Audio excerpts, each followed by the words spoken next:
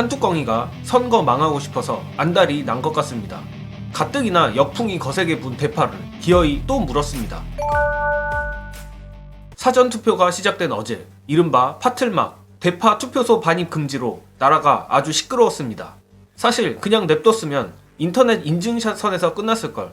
굳이 선관위가 이걸 금지해줘서 오히려 고마웠는데 기어이 오늘은 목적 없는 단순 반입은 가능하다며 번복을 하는 바람에 그야말로 대중들의 뇌에 대파 문신을 새기는 수준이 돼버렸습니다. 그런데 누가 악플러 한뚜껑 아니랄까봐 뚜껑이도 기어코 대파를 또 물었습니다. 한뚜껑이는 6일 부산 유세에서 이재명 대표를 비롯한 민주당 측에서 투표장에 대파를 들고 가지 못하게 한다는 걸 갖고 계속 희화화하고 있다라는 희대의 코미디 같은 소리를 했는데 저는 살다 대파 희화화라는 말은 처음 들어봅니다. 사실 대파 희화화의 첫 스타트를 누가 끊었습니까? 국민의힘에게 악몽 그 자체가 돼버린 수정 이 대파 교수 아닙니까? 사실 처음에나 웃겼지 아직도 도대체가 이해가 안 가는 대파 격파 영상부터 그 후에 이성을 잃었다는 둥 헛소리들을 생각하면 피로감과 짜증이 몰려오는데 그걸 한뚜껑이가 또 물어버린 겁니다. 현재 한뚜껑이와 국민의힘은 대파 프레임을 바꿔보겠다고 일제 샴푸니 과일이니 온갖 헛소리들을 던지고 있지만 여기서 한뚜껑이가 정치 금치산자라는 게 또 드러납니다. 어떤 프레임을 잡고 여론전을 하려면 분명한 메시지를 던져야 하는 것 아니겠습니까? 예컨대 대파는 이제 그 자체로 간단 명료한 윤두창 심판의 심볼이 됐습니다. 그러나 한뚜껑이가 미는 2조 심판이라는 말도 안 되는 논리를 축약해주는 심볼에 대해선 아무것도 떠오르는 게 없습니다.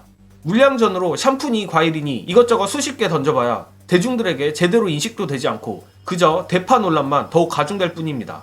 한뚜껑이야 평생 특수부 검사질이나 했으니 그렇다 치지만 더 문제는 국민의힘에 이를 지적해줄 실무진이 없다는 것, 혹은 알아도 지적할 수 없을 정도로 국민의힘이 망가져버렸다는 것일 겁니다. 정말 대파 논란만큼은 한뚜껑이가 철저하게 모른 척 할 거라 생각했는데 역시 상상 이상입니다. 끝까지 대파 희화화라는 똥볼을 찾으며 대파 논란에 생명력을 불어넣어준 덕에 민주당의 악재들이 전부 묻히고 있는데 본투표 때까지 오늘만큼만 해줘도 국민의힘의 반등은 쉽지 않으리라 생각합니다. 그리고 당장 코앞이 총선 본투표지만 총선이 끝나고 바로 다음 날인 4월 11일부터도 전국이 아주 급박히 흘러갈 것 같습니다.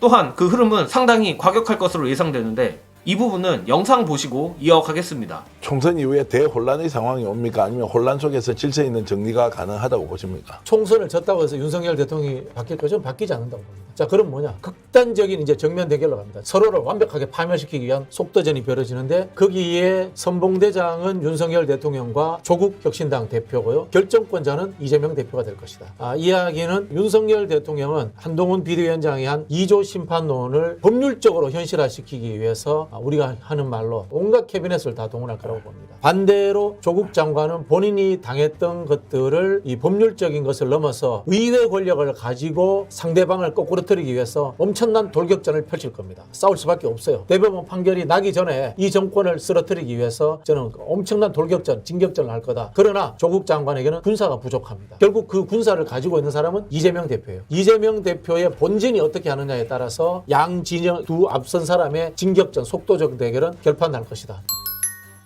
당장 코앞에 총선에서 투표를 하는 것이 지금으로선 가장 중요하겠지만 총선 다음 날부터도 어떤 일이 벌어질지 모른다 생각합니다.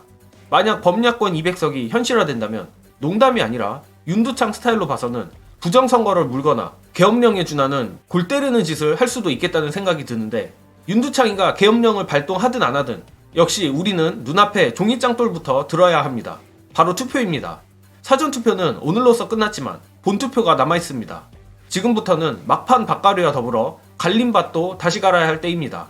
계속 반복해서 말씀드리지만 현재 대한민국 70%에 가까운 유권자들은 윤석열을 증오하고 있습니다. 이 정도면 눈에 보이는 아무나 투표장에 끌고 가도 되는 수준입니다. 이렇게 쉬운 애국이 어디 있습니까? 끝까지 한 표라도 더 끌어모으는 것이 중요하다는 말씀 재차 드리며 이번 영상은 여기까지 하겠습니다. 시청해주신 여러분 감사합니다.